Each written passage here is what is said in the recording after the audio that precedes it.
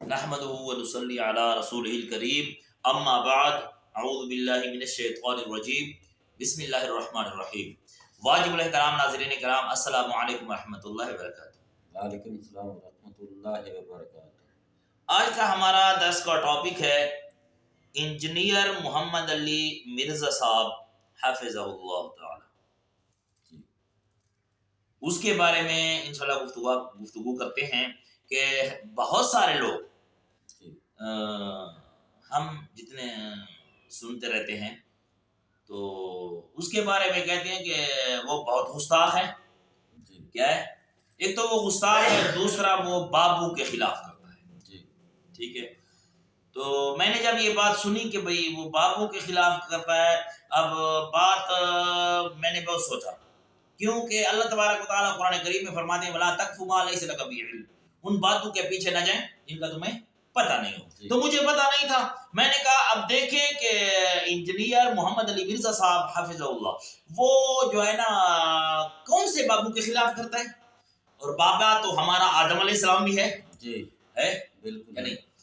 اب آدم علیہ السلام تو ہمارا بابا ہے، اگر سارے بابو کے خلاف کرتا ہے تو پھر تو آدم علیہ السلام کے بھی وہ خلاف کرتا ہے، تو پھر تو ٹھیک نہیں کرتا. حضرت آدم علیہ السلام ساری انسانیت کے باپ ہیں. ٹھیک ہے، اور اسی طرح محمد رسول اللہ صلی اللہ علیہ وسلم ساری امت کے روحانی باپ ہیں. اور قرآن کریم میں بھی اللہ تبارک و تعالیٰ نے فرمایا کہ امہاتکم، ان کی جو ازواج مطہرات ہیں وہ امت کی مائیں ہیں، ہے نا قرآن کریم میں. اور محمد مصطفیٰ صلی اللہ علیہ وسلم تمہارے روحانی باپ ہیں. تو اگر باپوں کے خلاف کرتا ہے تو اسی طرح کے تو بہت سارے دلائل میرے پاس بھی ہیں.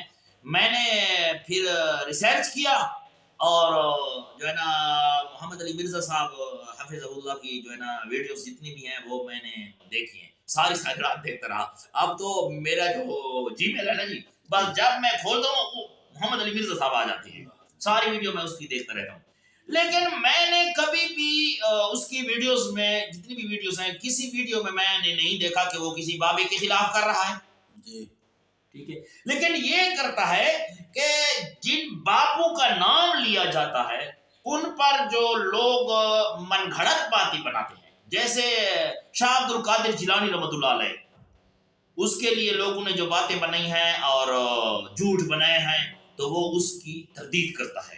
بھئی یار شاہ عبد القادر جیلانی رحمۃ اللہ علیہ جو وہ خود کہتے کیا ہے عبد القادر جیلانی رحمۃ اللہ علیہ، اس پر انہوں نے جھوٹ بنایا ہے. وہ جو کوزے والی بات کرتے ہیں اور جو ٹوٹی تھی اور اس نے اپنے مرید کو دیکھا تو وہ مر گیا، پھر ٹوٹی کی طرف دیکھا تو وہ سیدھی ہو گئی.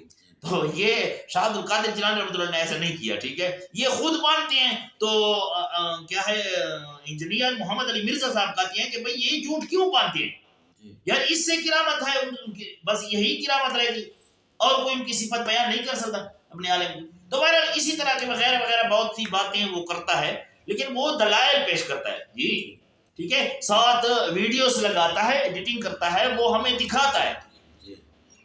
اور دوسری بات یہ ہے کہ اس کے پاس سند نہیں ہے عالم ہونے کی. ٹھیک ہے، یہ بھی کہتے ہیں، لیکن قابلیت کسی سند کی محتاج نہیں ہے.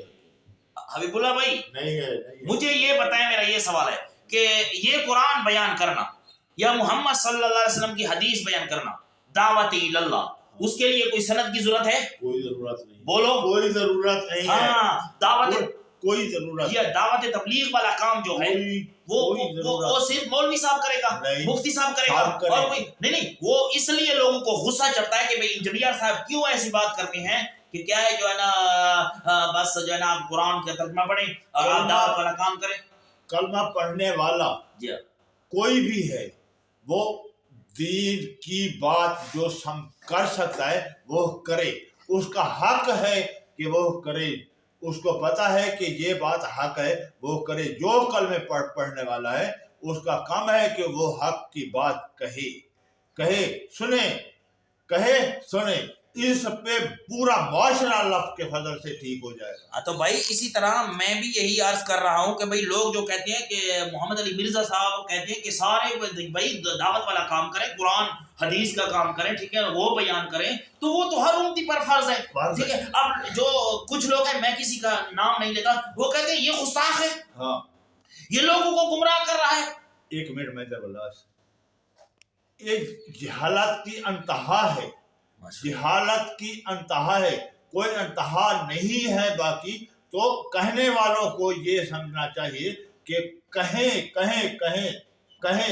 ہاں اللہ پاک عمل دی. اب دیکھیں نا، ہاں اس امت کو اللہ نے کیا فرمایا؟ کنتم خیر امت اخرجت للناس. ٹھیک ہے، تم بہتر امت کیوں؟ اسی کام کے لیے، دیکھیں کنتم خیر امت، اللہ نے فرمایا تم بہترین امت ہو. محمد صلی اللہ علیہ وسلم کی امت کیوں بہترین ہو؟ اخرجت للناس، لوگوں کے فائدے کے لیے. اخرجت للناس، اخرجت للناس، آپ کو خطاب کیا جا رہا ہے. مجھے سب کو کلمہ پڑھنے والے کو یہ خطاب ہے. للناس، تم نکالے گئے ہو لوگوں کے لیے، لوگوں کے لیے. اب دیکھیں نا جی آگے کیا فرمایا؟ کیوں بہتر؟ ایک منٹ، کیوں؟ اس لیے کہ تأمرون بالمعروف. ہاں جی بتاؤ. تأمرون بالمعروف تأمرون بالمعروف وتنہون عن المنکر. ٹھیک ہے، ہاں، تنہون عن المنکر، جی تم نیکی کا حکم کرتے ہو، بری باتوں سے منع کرتے ہو. تم نکالے گئے ہو للناس، لوگوں کے لیے. تأمرون بالمعروف للناس، لوگوں کے لیے. تأمرون بالمعروف، تم ان کو نیکی کا حکم کرتے ہو. وتنہون عن المنکر، اور بری باتوں سے منع کرتے ہو. اور تؤمنون باللہ، مجھ پر ایمان رکھتے ہو. قل ھذہ سبیلی، یہ ہے میرا راستہ، بلاتا ہوں اللہ کی طرف حکمت اور بصیرت کے ساتھ. میں اکیلا نہیں ہوں. انا وما نتبعنی، میں اکیلا نہیں ہوں. انا ونتبعنی، یہ سورۃ یوسف کی آیت ہے، ہر 13واں پارہ ہے.